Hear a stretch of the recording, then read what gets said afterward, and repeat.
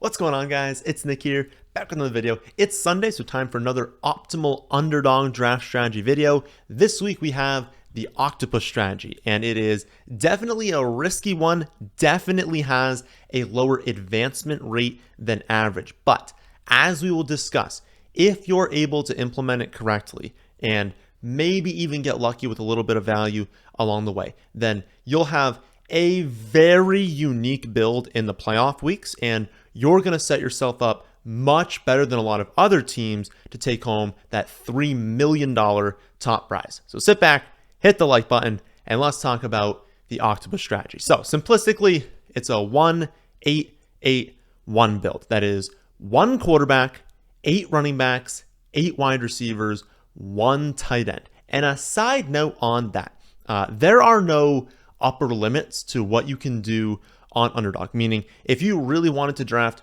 1 quarterback, 2 running backs, 14 wide receivers, and 1 tight end, there is nothing that is going to stop you from doing that. However, maybe I'm going to stop you from doing that because I did run the simulations for a ton of just different combinations under those builds. I was like, well, what does happen, right? If you drafted like running back, tight end, quarterback, and then just wide receivers the rest of the way through, like, is it potentially optimal? The closest one was 9 running backs and 7 wide receivers, but ultimately nothing was able to match the success of 1-8-8-1. Just wanted to mention that because I'm sure many of you were curious. Like, I was very curious what could be optimal, and since no one really does those builds, it could have been an edge. It's not. Let's stick with the Octopus build if we're going extreme in this direction. So the first thought that came to mind was, well, okay, if this sort of build type is optimal, obviously you want to draft, Travis Kelce in round 1, likely pair him with Mahomes in round 2, although given current ADPs, you're better off trying to get Mahomes in round 3, right? Trying to get like Kelce in 1, I don't know, like Jalen Waddle in round 2, and then Mahomes in round 3. That'd be a very high upside build, and then you just continue the rest of the way.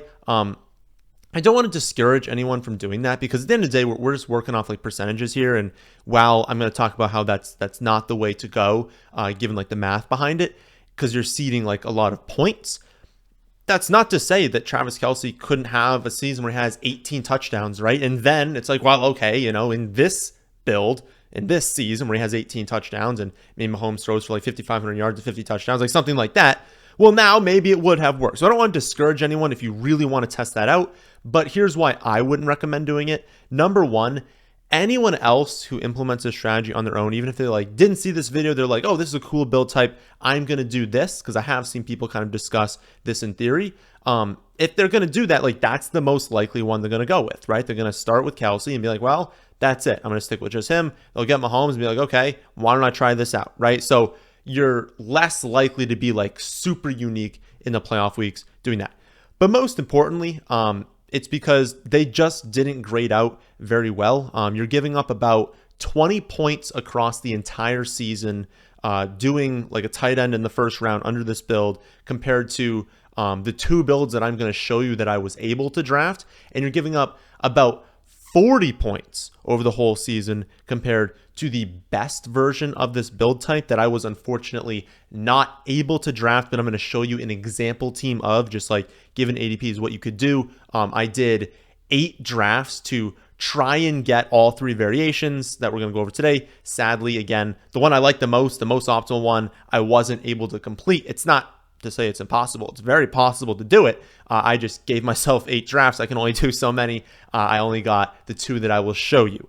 But again, I really thought that taking a tight end in round 1 was the way to go. But realistically, round 3 is actually the spot that you want to be taking a tight end under the strategy. Running back in the first is surprisingly very, very important for this build, which I wasn't expecting to see, right? Because we're able to draft 8 of them.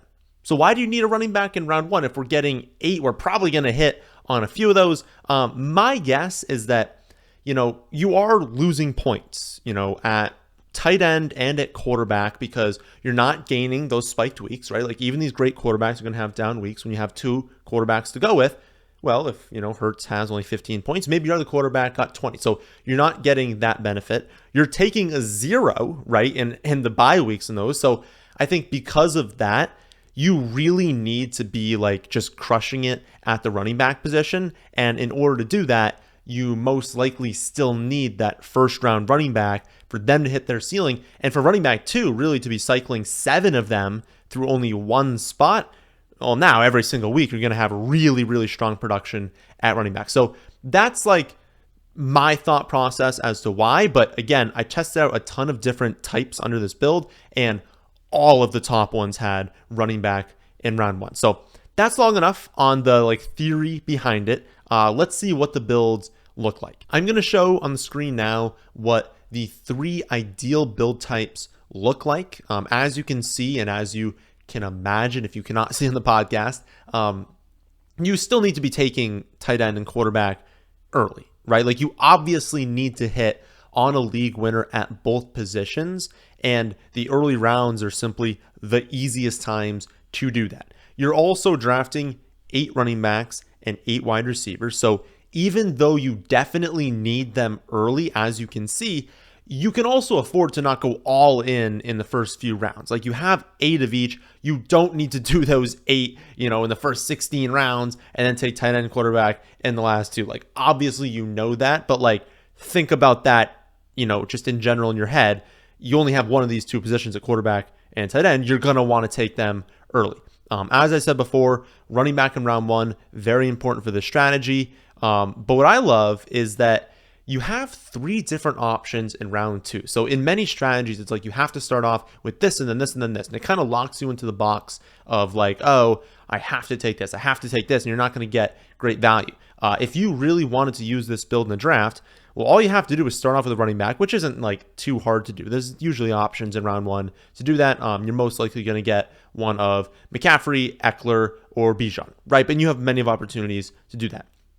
And then just take the best value in round 2 that isn't a tight end, right? We have one build where it's wide receiver, one where it's another running back, and one where it's quarterback. And since there aren't any tight ends that have a round 2 ADP anyways, all you have to do to start off is take a running back and then take the best value in round 2. Then we get to round 3, and you have to take your league-winning tight end. Now, this is obviously going to be the hardest one to hit on, and you don't exactly have any options here, right? I mean, this season, you are implementing the Octopus Strategy with Mark Andrews. That's just how it works. Kelsey goes in round 1. He's not on the board in round 3. Hawkinson is a tight end 3. He's going closer to pick 50. I've seen him come off the board in the mid 50s. You are obviously not taking him in round 3. I tested out how this build works if you wait on tight end, and it just simply does not grade out well enough over time. If you really want to do it, you're like, no, Nick, I think Hawkinson's going to dominate. Or you know what? I am a true believer in Kyle Pitts. I think he has 1,200 yards and 10 touchdowns, and you'll want to do it with those tight ends. Understand that your odds of advancing are still very, very small. If it works out, hey, you've got a huge edge. Like if you do this with Kyle Pitts and he has, the tight end 1 in his range of outcomes, and that hits this season, you have a very unique build, and you are very, very ahead of the field in the playoffs. Just understand the odds of that working out are definitely lower than taking Mark Andrews in round 3 and having that work out. So again, start in round 1 with a running back. Take the best available non-tight end in round 2, which basically means take the best available player, and then Mark Andrews in round 3. For the rest of the draft, it depends on what path you went down, right? If you took a quarterback in round 2, well, you're taking a wide receiver in round 4. Otherwise, take your quarterback in round 4. Now, the ideal outcome here, at least in my opinion, is to take Lamar Jackson. Now, this was much easier to do when people were, for some reason, fading Baltimore earlier this summer. But it is still possible to find yourself in a league where, Mark Andrews is available in round 3 because that's where he goes on average, and that Lamar does slip into round 4. If that ends up happening and you can get Andrews in 3, Lamar in 4, I think that's the highest upside way to implement this build. You are saying Baltimore throws the ball a lot more than people think. They play faster. They score a ton of touchdowns. And we have a ton of weeks where Lamar to Mark Andrews is hitting. We can squeeze in to the playoff rounds, and then we really just need a few weeks in a row of them performing really well, and we're going to be very much ahead of the field. After round 4, your goal is just to finish with 8 running backs and 8 wide receivers. I wouldn't put like too much pressure on yourself to follow the build perfectly. If there's really good value somewhere, you can kind of like move things around. The model would just prefer, and it prefers this with pretty much every build, is that you want to be going wide receiver heavy in the middle rounds and then do running back late. It depends how you started off. And so really your goal is to leave round 9 with 2 running backs and 5 wide receivers. But if you took that wide receiver in round 2, so remember you could have taken the best value in round 2, if that was wide receiver, you can take one more running back in the middle rounds. You'd only need 4 total wide receivers after round 9. But in your head, basically just say, start off like I had said, running back in round 1, best available player round 2, Mark Andrews round 3. If you took a quarterback in round 2, take wide receiver. If you didn't, take quarterback in round 4. And then after that, always lean wide receiver. Try and get a bunch of wide receivers in the middle rounds and then do running back later on. But the point would just be to finish off 8 running backs and 8 wide receivers. So how about some examples? The second most optimal one is what we're going to start off with first. This is where you take a quarterback in round 2. I started off with Christian McCaffrey at running back. Then I took Jalen Hurts at quarterback. I actually really like how this team turned out since I was able to stack Hurts with Penny Gainwell and Quez Watkins. Almost every single Philly stack is going to involve one of Devonta Smith, A.J. Brown, Dallas Goedert. And so if Hurts happens to run for 2 touchdowns, throw one to Gainwell, and then hit like a deep ball to Quez Watkins, then I am running laps around the teams that took, Smith, Brown, and Goddard in the playoffs. I also feel like really good about the running backs that I was able to get in this build. You get 8 of them. One of mine is Christian McCaffrey, and so we're expecting him to have a good season. And so you don't need to be safe, right, with the other 7. You want to shoot for upside. Draft rookies, draft handcuffs on elite offenses. Many of them are not going to work out, but for the ones that do, they're only rotating through one spot most weeks. So I think this was a really good build. The second team I actually think I like just a little bit more. I was able to pair McCaffrey with Saquon in this build to get a really high upside core at running back. Then I went with, of course, Mark Andrews round 3, Justin Fields in round 4. Fields, like Jalen Hurts, is a hypermobile quarterback, and so it is okay not having his top stack, which would be DJ Moore, because he could pretty easily throw a touchdown to Darnell Mooney, to Claypool, who I took late, but also he can run for 150 yards and 2 touchdowns, finish with 40-plus fantasy points, even without any of his wide receivers breaking the slate. And then again, just a reminder, we are targeting running backs in the later rounds. I drafted rookies A-Chain, Bigsby, Kendre Miller. We're going with upside with Jerome Ford, Zeke, Clyde. Like, just pick running backs that you feel decent about in the mid to late rounds with a focus on wide receiver middle and running backs late, though you'll have to draft both of those positions. I mean, you have only those 2 you're drafting from rounds 5 on. And then a wide receiver in this build, I didn't really mention them yet. There really is no strategy. Like, just get the ones that you feel good about. You are trying to stack with your quarterback, so whatever quarterback you take in round 4, try and get at least one player to stack with them, because if they are hitting their true ceiling, it's at least likely that some weeks they're going to bring some of their pass catchers along with them, though I like to lean towards the mobile quarterbacks, right? Because you don't need to, right? You could draft a team with Jalen Hurts that doesn't have any other players on the Eagles because he can run for 15 to 17 touchdowns this season, and that's going to be really good in fantasy and not necessarily have his wide receivers come with him. So those are the 2 that I was able to draft in like the last week. But here is how a build could work out with the most optimal Octopus Strategy setup. This is a team that I kind of just went through. I looked at the 9th overall pick. I just went at ADP in the 9th overall pick, and I just deviated like a few picks in either direction and tried to come up with a team that is very, very realistic, but follows the strategy perfectly. So I'll put the final team on the screen, and I'll put that like in order of how it would have drafted. The final roster is Lamar Jackson at quarterback. Your running backs are Austin Eckler, David Montgomery, Alvin Kamara, A-Chain, Jalen Warren, Algier, Spears, and Gainwell. And then at wide receiver, you've got Jalen Waddle, Brandon Ayuk, Lockett, Elijah Moore, Odell, Mims, Paris Campbell, and Allen Robinson. And then, of course, tight end is Mark Andrews. I did go with the Lamar and Andrews stack. Again, that's what I prefer if you can do that.